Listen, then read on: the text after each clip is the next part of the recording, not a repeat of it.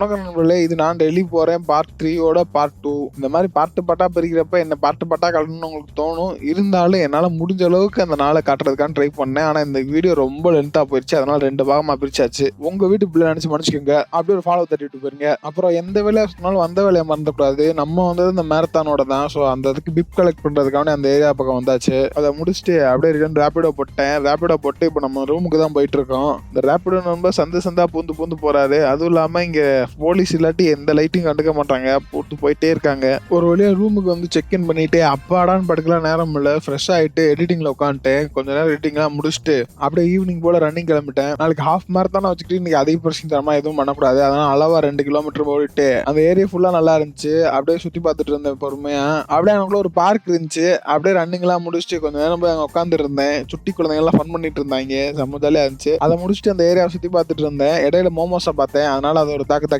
மறுபடியும் அந்த இடத்த ஃபுல்லா சுத்தி பார்த்துட்டு இருந்தேன். சரியான பெருசா இருக்கு.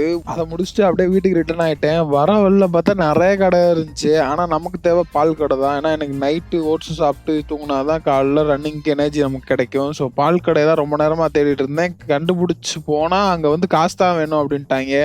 ஃபோன்பே ஜிபேலாம் இல்லைன்ட்டாங்க. சரின்னு மறுபடியும் ரிட்டர்ன் ரூமுக்கு வந்து காசு எடுத்துட்டு போய் பால் பாக்கெட் ஒரு முறையா வாங்கிட்டு வந்து இரவு உணவு வெற்றிகரமா முடிச்சாச்சு நண்பர்களே. அதுக்கப்புறம் SRS வச்சு RCB மேட்ச் பார்த்துட்டு இருந்தேன். அதுக்கப்புறம் தூக்கம் வந்துருச்சு, தூங்கிட்டேன். அவ்வளவுதான் நண்பர்களே. நீங்களும் ஏதாச்சும் முயற்சி செய்யுங்க.